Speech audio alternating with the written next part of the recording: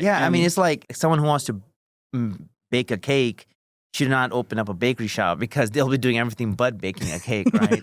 Right. So unfortunately, that's what happens with businesses. For example, my brother called me yesterday. He's like, he just started a gym. He's also from corporate world, and he used to be a consultant for big businesses. But being a consultant, and no knock on consultants, but being a consultant and then running your own like up and ground up business is two different worlds, right? And he's like, giving him PowerPoint presentations of what should be done and the strategies and the finance and pricing strategy, marketing strategy, all that. But he's like, I can't even keep track of all the different taxes I got to pay.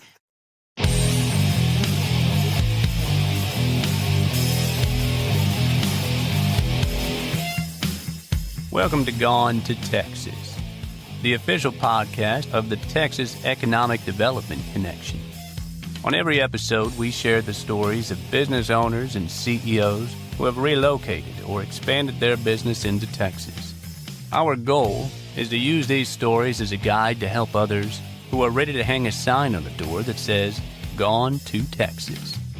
And now, please welcome your host, the managing partner and chief inspiration officer for Day One Experts, Super Dave Quinn.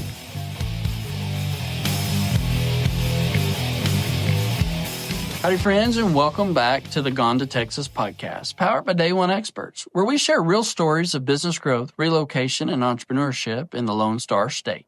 Today's episode is sponsored by the Fairview Economic Development Corporation, a community that believes growth should feel personal, intentional, and rooted in deep relationships.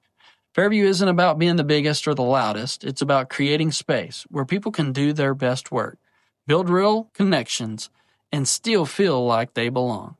Our guest today is Nadim Ahmed, owner of the Venture X Dallas by the Galleria and Venture X Allen Fairview locations. Someone who understands that where you work should energize you, not drain you. This conversation is about the future of work, the power of place, and why Fairview is the kind of community where business doesn't just operate, it settles in. All right, Nadim, thanks for joining us today. Welcome to the show. Thank you. Thank you for having me, Dave. It's great to be here. Well, we appreciate it. Let's give everybody, our audience, that may not know you. They've not met you yet. Tell us your story. Sure. I know you came from an engineering and corporate background. How did that path lead you to owning Venture X in the co-working world? I mean, I could go as deep as you want to go on that, but depends on, if it's interesting to you or not. But just to kind of touch up on that, my background is, like you said, electrical engineering. And, I also did my MBA, so I do understand the business side of it.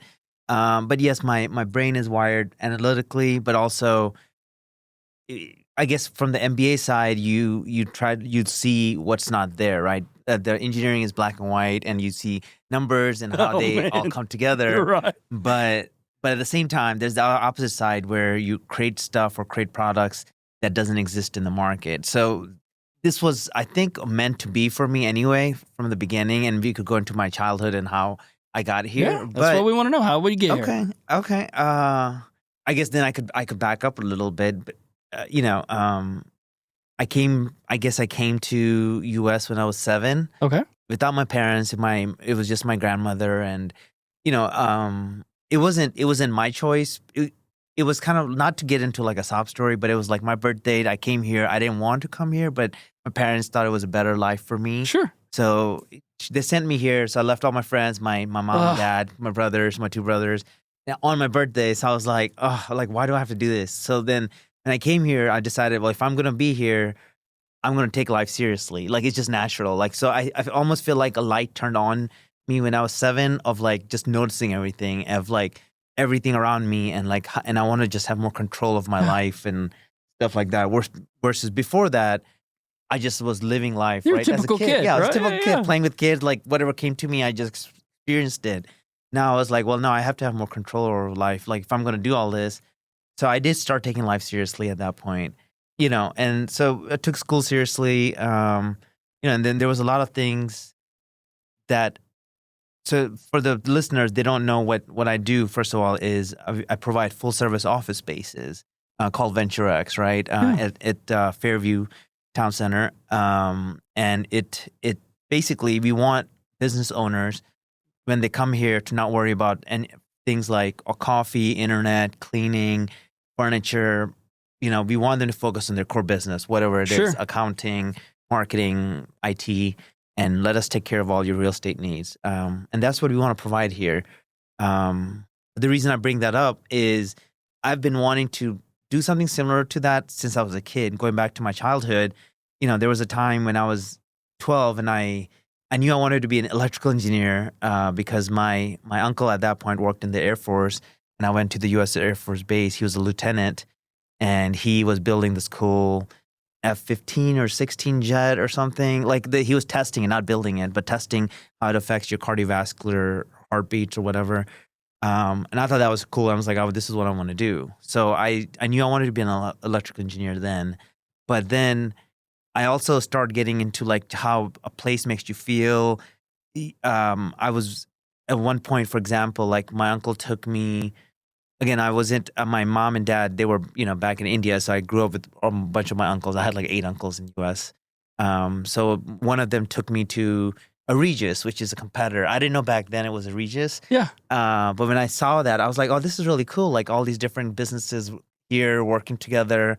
I had no idea what this was. And this was, I think, when I was 12 years old. It was really before co-working was the thing, right? Yeah. Regis was the thing way before co-working was. Oh, yeah. So Regis, for people who may not know, is I guess the original. They started in late 1980s. Yeah. 89 or something, and they were providing full service office spaces. But it was back then. It was more traditional. It wasn't like a community. It was more like each person to themselves. But it was still a great concept for back then, right? It was full service. You could have for the small business office, 1 or 2 people. It was perfect, right? Yeah, exactly. And so when I went in there, I was like, oh, if I do open up engineering firm, I want to make it like this, where you have labs and you have this. So I would do blueprints, or even when I'm sleeping at night, thinking about how my engineering lab would look, the way it would look like and stuff, and how my offices would look. It's a weird kid, right? But that's awesome. Yeah, but just unique things like that. I would do floor plans and stuff like that when I was a child, and so I think there was a little bit of influence of all these little things. So that was one example of it. Another was. For example, I used to sell cubicles. We bought cubicles from Taiwan and customized it for people here.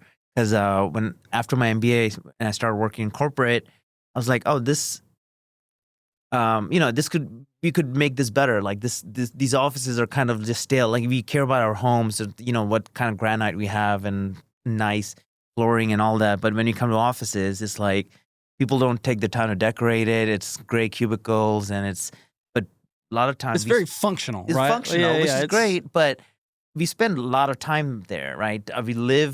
I would say we live in the office and we go home to rest and, recover. You survive the office environment. Yeah, you just go there to survive. And I don't want that to be the case, right? Yeah. That's why if you notice in this location at Fairview Town Center, we have nap rooms or these tree loft looking field things where you could climb up and work up in a little, a child's playground for adults, right? It's a very creative space, right? Yes, exactly. Yeah. So that's what I was trying to do with these cubicles. I was like, well, let me supply cubicles from Taiwan to people here. So I did that. I started that business.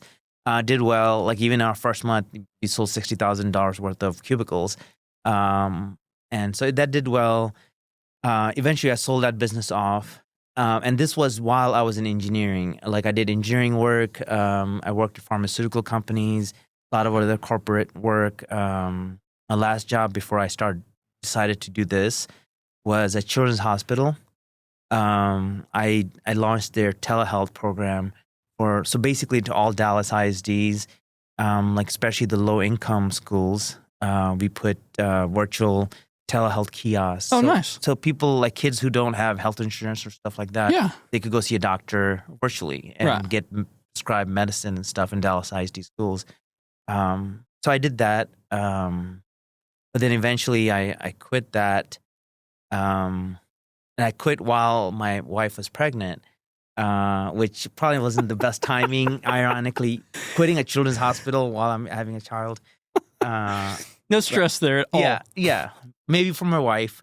And then I was like, oh, by the way, we don't have any more health insurance. And I'm going to do this thing where I'm going to invest all my 401k, all my savings into this thing. And luckily she supported me. And, so I quit that.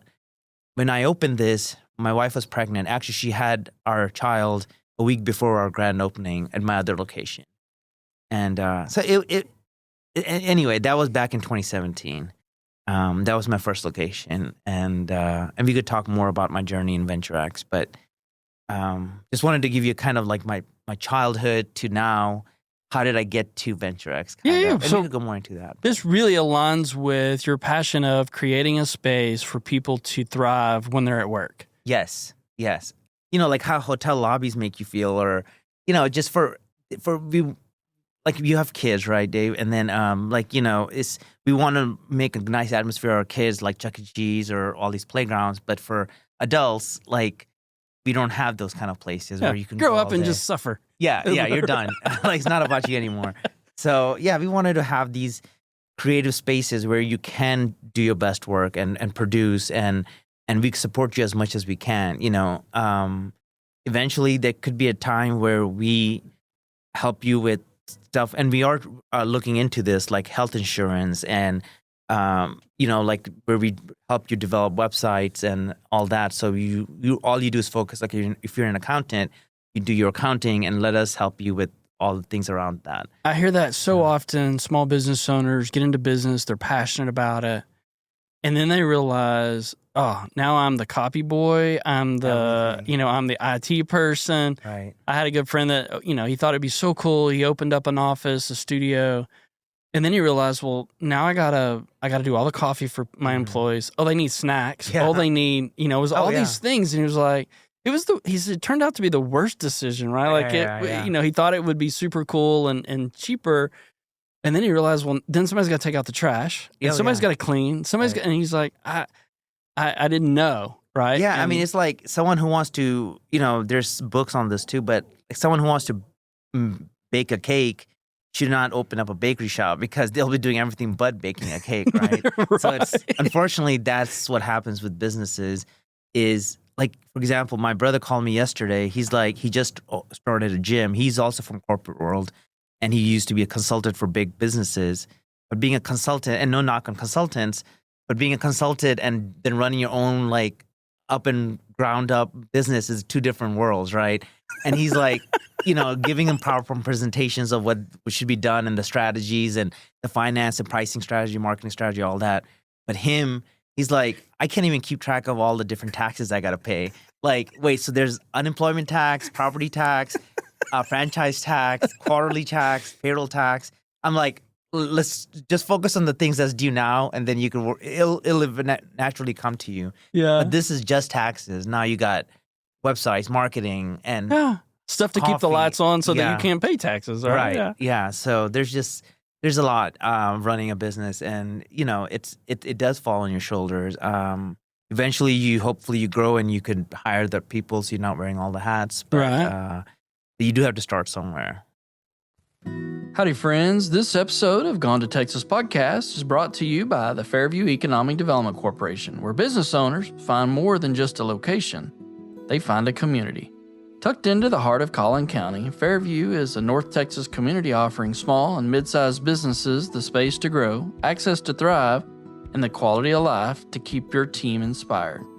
Whether you're expanding, relocating, or starting fresh, Fairview has what you need. Shovel-ready sites, smart incentives, and a forward-thinking town that still feels like home. Want to hear more from the folks already making it work here? Tune in to Getting Neighborly, our local podcast celebrating the people, places, and purpose-driven businesses that make Fairview special. Because here in Fairview, Texas, you're not just a business, you're a neighbor. Learn more at fairviewtexasedc.com. Fairview, Texas, where community meets opportunity. So talk a little bit about that. I mean, you opened a business in Texas, right? That's what obviously our audience is wondering what life is like. And I always tell people, if you have all those challenges exist everywhere. Every business owner has those challenges. Right. what I think changes is the environment you're in. A plant's, it has all the challenges to grow that no matter where you plant it. Sure. But it thrives based on where you plant it. Right. And I think that's what we're offering here in Texas is it's a little, you're still going to have challenges, but I think, and you might talk a little bit about that, your experiences opening a business in Texas and kind of what that's been like and the networking and that you've plugged into here in the Metroplex region. I think that's probably key, but talk a little bit about that. Yeah, I mean, I guess to back up a little bit on that, everything I do for the business, it's all logical, right? There's a reason why I'm here at this location in Texas. And the reason, because I need to be so strategic about it, is if I'm going to do a product, I used to be a product manager, so I'm not going to we never launch products that's like a Me Too. It needs to be top 10% or don't do it. Like if there's competitors that are doing it, I'm not going to launch a product that's a Me Too that does the same thing. If my product needs to be the top 10% of the product. So if someone comes into my office and looks at our space and look at 9 others, we need to be better than all the 9 others. And to do that, everything needs to be strategic from the vendors I pick, because that will eventually affect the prices I give to my customers. Sure. And that Toyota is a good example. They do just-in-time delivery, but they require all their vendors to open their books. Like they're not going to make you their vendor unless you have open book policy with them. They want to see your costs. Yeah. So you're not wasting it on snoozing and dining people, instead actual products, right? And that's why. So if the vendor keeps their costs low, Toyota will keep their costs low. That's just an example. So we have to look at it from all aspects. Like we want to provide really good cleaning, but make sure our vendor who cleans also does, it's cost effective, and just an example, right? So, but then going back to your question, even with location, right? We wanted. All those decisions are logical. So even when I picked a location to come and live, I picked 10 cities that I wanted to be in. Because I grew up in St. Louis, did schooling at Purdue, Indiana, and then I worked in Pennsylvania, and then I picked cities based on stats, and I picked 10 cities. Ironically, later I found out that those were the same cities that Amazon had picked back when they were looking for offices. So I guess I must very little analytical thinking probably. Yeah, right. I didn't pick New York or DC like they did eventually, but I did pick Raleigh, Denver, Dallas. So I'm like, well, I'm having a family now. I want to establish what are the cities that makes the most sense cost of living wise. I have 2 brothers. One lives in Los Angeles, other lives in New York City. They will not leave those places. There are people that will not. Yeah. And they want the beach or they want the city life. And I've tried to explain it, the logics behind it. I'm like, most of the time, 90% of your life is in your house. And the amount of real estate you get for that money and the convenience of everything, being able to go to, HEB or a really good hospital, it's all here. The same benefits you get in any big cities, right? Right. So it has all the benefits, but cost of a small city. So it's just the perfect blend. There's other cities like that, but there's only like a handpicked few cities in U.S. that fits that category. Really meet that need. That meet that need. So Dallas, especially Collin County up north, and places that I think are hidden gems like Fairview, where you have these beautiful houses and you're conveniently located in front of all these businesses and easy access to highways and not that much traffic.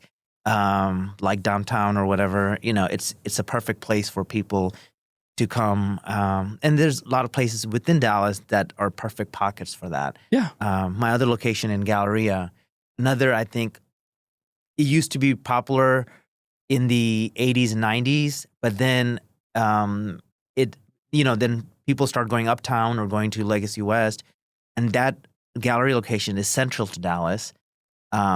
It's a great place, great location, and has an undervalue there. Same thing. It's with this location in Fairview. I think it's a great location. It's a perfect place for people to do business, but it's undervalued, I think, at this point. So I try to that's the value of the hidden gem, right? Yeah, Because exactly. you don't know how valuable it is. Exactly. Which makes it awesome because it is, from a pricing standpoint, wonderful, especially if you're doing business further north, Anna, Melissa, Van Alstyne, Princeton, those sort of areas. Parker, Lucas, whatever, you know, all these places. So for those people, like, we are providing, because I get a better value, because I get undervalued hidden gem space, I'm able to provide good pricing to our customers as well, while also they could just walk out and go to, you know, the Revolving Kitchen across the street, to ghost kitchens, restaurants, whatever they need, right? Gyms, coffee shops. So yeah, you know, to answer your question, I think, well, you have two questions. Location-wise, this is why I picked this location, why I picked Dallas, and why I picked specific locations in Dallas that are good pockets. And as far as how do they help businesses, of course, the simple stuff is like no state taxes, right? There is also a good community of entrepreneurs here. Like, even within our Venture X, we hold these monthly meetings. It's called BOND, Business Opportunity Network Dallas, where people come in, talk about their issues. They could say, hey, like, one example is one guy, he's a member of ours. He's like, hey, I have a website, I have a business card, I have an office, I have LLCs, I've done it all. He's a corporate background. He's like, but I don't have any customers. It's like, you know, so people check the boxes, but forget an important piece. What now? What I'm waiting. Like, now what do I do? Because I've done everything. I've checked his. I saw his website and business cards, all fancy, beautiful stuff. So, you know, there is some direction that needs to happen with these kind of things. Hindsight, you know, people would say, yeah, like, you should have customers first. But, you know, someone coming from corporate who's done it in a structured way is like, okay, what do I need to do? You could chat GBT. It's like, open a website, do a business card, you know, and he's done all that. So there's a community here that helps each other out, right? You know, like, even me and you, I'm a lot of times in my other location, Galleria, but I've just randomly seen you around and, you know, in networking, and just known each other for what, I guess, like 3-4 years now. We have never worked together, but, you know, it's just still a community one way or another, right? We'll, if I could send business your way or help you in one way, and I'm sure you do the same for me. So yeah, we're just a small community here. And I think that helps with the businesses, because going back to our original point, there's just so much, you're wearing so many hats. And sometimes you do need the support of the state, the city, and the community around you. Well, I think that's, people don't realize when they start a small business, I don't think they understand the value of that, right? You don't realize how lonely being a business owner is, because in a corporate setting, you know, you have the water cooler and you have different things and you're talking and chatting. When you're a business owner and you run everything, all of a sudden you're like, who are you going to... all falls on your shoulder. And who do you talk to? You're like, you know, back to, if you have a pregnant wife at home, you don't want to stress her out, right? So you're like, you talk to them some, but... Makes it worse. At the same time, you're like, oh man, I don't know how to do this. I need someone, you know, it can be a very lonely thing. And I think that's what a space like Venture X, beyond just the reduced space, the reduced cost of the space and being able to focus on your business, is the community that you're building to be able to say, you're not doing this. Look, that's other people have faced that same thing. We can address this together. You can be a resource to sort of, you know, kind of work through some of those challenges. Yeah. You know, and when I first started this, I did it to build a community, but mainly I'm just into like how a space makes you feel. And it was all about like kind of my backstory is like, I wanted a space that feels good to work in, to go 100% live.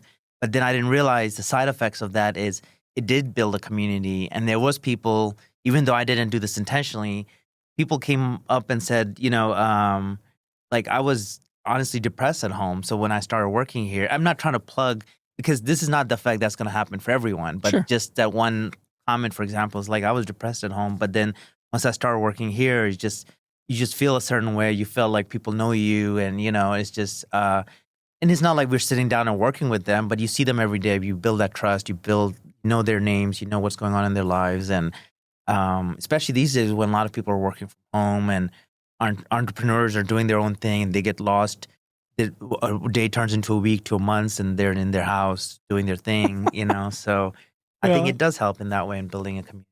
I think there's a point at which, like, even just, it's kind of like Cheers, right? Somebody knows your name. Yeah. And that feels like you think that, that's not really that important until you become an entrepreneur and you do get lost. Like you start and you wake up, you go to your home office, and then you don't come out again until it's nighttime. Yeah. Again, you're like, well, what have I done?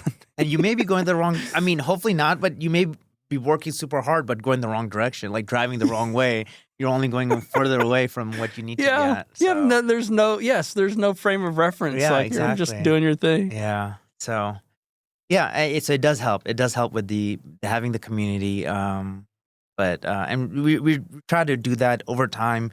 Our goal is to be even more helpful, provide more resources, work with, like I said, like health insurance providers and just like marketing vendors that will help you grow your business too. So talk a little bit. You mentioned this a little bit because of the location that we're in. And if you don't know where Fairview is, right, you're in the heart of Allen. You got Frisco, you got McKinney and Plano, major corporate centers, and the importance of placing your business in that sort of vibrant economy, right? But it's not just there's a bunch of people. There's a lot of opportunity that exists because of that. Is that something you found, or? Yeah, I think Fairview is located, like you said, around a lot of other cities, and it's a good avenue to, it's in a good, nice spot, easy access to all these other cities. But it does focus on small and mid-sized businesses that eventually grow. I think Fairview will get to a point where we'll have the larger businesses. But even for the small and mid-size, I think it is set well. And this location does focus on the small and the mid-size companies, right? Whereas I guess my other location, in Galleria, does more of the enterprise levels and stuff because it's more central. But yeah, I think this place is a great fit for these. Like if you're a 10-person company, or 20, or even 100-person. But and maybe eventually it'll get to places where we can have, the S&P 500s or whatever, but that's maybe the future. Yeah, well, they have the Billingsley project at Sloan Corners at 75 121. Obviously, there's that's a lot going on. Yeah, that's coming, right? And it's a couple of years away, but there is that space for that. But again, I think you're right. Their philosophy is, this sort of neighborly feel. We know each other, we help each other, and where you might get lost in some of the larger cities. Just because of sheer size and resources and lack of being able to attend to everybody, right? A lot of times they get overlooked, and so here, that's what we're hoping that you can help us with the Venture X. Yeah, is obviously providing that space and giving that person access to a thriving community that cares about them and then wants them to grow. Right? That's the hope is. That we can help them go from a one person just sort of sitting out in your sort of open space to needing an office, for 2 people, to needing an office for 10 people, right? Yeah. That's what we want to help you do. Yeah, and we want to provide value. Yes, as a business owner, I want it to be sustainable. I need to make money, but for every dollar you pay me, I want to give you $1.50 worth of value, right? So, because I'm going to see you every single day. I come to the office and I want to be able to face you and say like, yeah, you're, it's not like I'm not a landlord necessarily where you just pay the rent and never see me again, but so I am conscious about like, are we providing enough value to you? Like, are we helping your business grow? Obviously, if you grow, we grow with you. So I think other people have a similar mindset in Fairview because it's a small community. You don't want to lose your goodwill or respect for a few dollars, right? So it's not worth it. It's a long term. It's the long game, right? Yeah, exactly. And I think that's what people who come to Fairview and are successful. And Fairview picks partners like that who are, it's not a transactional one and done. Right. It's like, we want a partnership and we're looking for someone. They understand their value in the marketplace. They love the fact that, their dark skies, the longhorns and the llamas and the horses that you can have in your backyard. Yeah. But then you have Whole Foods and Dillard's right. and all of the, restaurants and stuff that we have. And so that's really a special place that they're trying to maintain and control. Not control is not the right word, but to maintain and grow and sort of manage. Yeah. It is a very, like you see this same people around here, right? I mean, it's a small community, but it also has the amenities of a big city.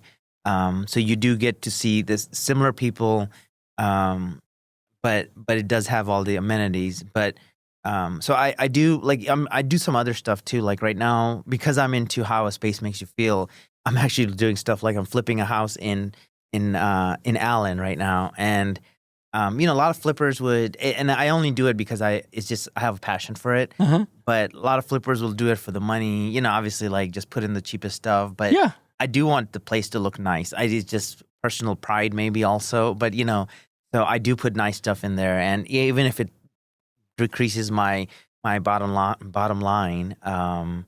So it's just because I'm part of the community, and I want to make stuff better. Even the houses that are 20 years old, make them modern. You don't want to see that person at the grocery store and them shake their head every time. They're like, oh, like why? Yeah, so I don't want that for a few dollars. So I try to put that in, just like others around here try to put their all into whatever they're providing. Let's talk a little bit about that real quick. If our audience, there's a business owner out there and they're thinking about coming to Texas, do you have a piece of advice that you would give someone, like it's the main piece of advice you would give someone looking at, moving a business? I mean, that's a big undertaking to relocate a business. Yeah. But when they're coming into Texas, is there something that you think, they should know or think about or understand when they land here? Well, I mean, and this applies to really any businesses moving anywhere, right? Know that you really need to get to know the people locally. They have grown there, born there, they live their day to day.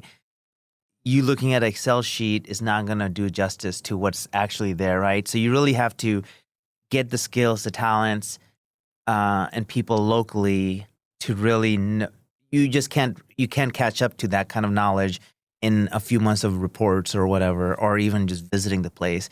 You really have to live here. And so the only way to do that is to work with the people that live here in Fairview, help them support you and to get your goals. So from your product, whatever you're trying to sell to this market, get to know the market, get to know the competitors around here. You want to make sure, I mean, my philosophy is if I'm going to do a business, I need to be, like I said earlier, top 10% of that product. Like I need to be better than 9 other products that's out there. And I could go into why it says 10%, but that's all statistical. But anyway, so if you don't think whatever you're selling here locally is better than what else the 9 other products that's here locally, you should probably really study it harder or work on your product. Because at the end of the day, a business is, like I was saying earlier, if they pay you $1, you want to give at least $1.10 worth of product back to them. Man, I love that. From especially the numbers, when you look, I always tell people that one of the things that we do at the Texas Economic Development Connection is the nuances of the location, right? So if on paper, Collin County is Collin County, Plano, Frisco, McKinney. Sure. But if you've been here very long, you realize that people in McKinney are different than people in Frisco, which are different than people in Plano. And these places all touch boundaries. Right. You wouldn't think that exists 5 miles away. Yeah. But it's an extremely important decision because the vibe and the feel, and even, you look at the larger metroplex working on the Fort Worth side versus the Dallas side, right? Those are two different vibes. Yeah. And I'm not sure where in the middle that it changes over.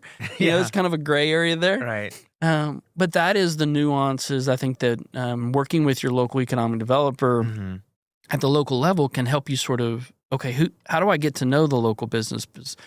Well, if they contact me, then I'm going to put them in contact with you because then 10 different people. And so that is sort of the value of that. And I think I love that statement of you got to go beyond the paper and the spreadsheets, right? Yeah. Because the numbers say what they say, and then now you got to really kind of dig into the vibe. No, I agree with that for sure. Because, like you were saying, McKinney and Frisco, it's a people pick McKinney or Frisco for a reason, and so it naturally has a little bit of unique. I'm just picking those two cities, Sure. but it applies to any other. It just naturally has a different vibe for whatever reason, and selling a product there is going to require a different pricing strategy versus here, different marketing strategy, all that stuff. Yeah, yeah. Well, that's why I tell people, they say they move to Dallas. They want to move to Dallas. They say they want to be in the Metroplex. Well, there's like 110 cities or something in the Metroplex, right? Yeah. And each one of those has the nuances and that we were talking about. So, well, Nadim, we really appreciate you spending a few minutes of your time today. Thank you for agreeing to be on the show. We love it. Thank you for what you're doing in Texas and investing and trying to help other business owners. I have a passion for small business owners. Obviously, that's why I started this movement and this show. And so appreciate what you're doing and how hard it is. And so thank you for what you're doing. Real quick, if people are interested in VentureX at either location, where do they go to find you and connect with you? I mean, you could, I think, just go to venturex.com, and then you could find my two locations that I own. I used to manage others too, but right now my focus is just the VentureX Dallas Galleria, and then also the Dallas and Fairview, and then my contact information is there as well. Okay. And thank you for having me here, and I'm grateful for what you do for the community, and giving me this opportunity. So I appreciate that. All right, man. Thanks a lot. Appreciate you being here. All right. All right, folks. Thanks for joining us today on the Gone to Texas podcast. Please like, share, and subscribe so more business owners can discover what's possible in the Lone Star State. If you're tired of red tape, high cost, or feeling stuck where you are, this is your invitation to come to Texas. The Texas Economic Development Connection exists to help you skip the runaround and connect directly with the people and places ready to help your business grow. Because when you find the right spot in Texas, your business wins, your people, your future, and the freedom win too. Visit TexasEDConnection.com today to schedule your free call. I'm your host, Super Dave Quinn, saying bye for now, and until next time, make it a great day. Thank you for tuning in to this episode of Gone to Texas, the official podcast of the Texas Economic Development Connection, powered by Day One Experts, a collection of the country's best-known economic development professionals offering on-demand services to communities across the nation.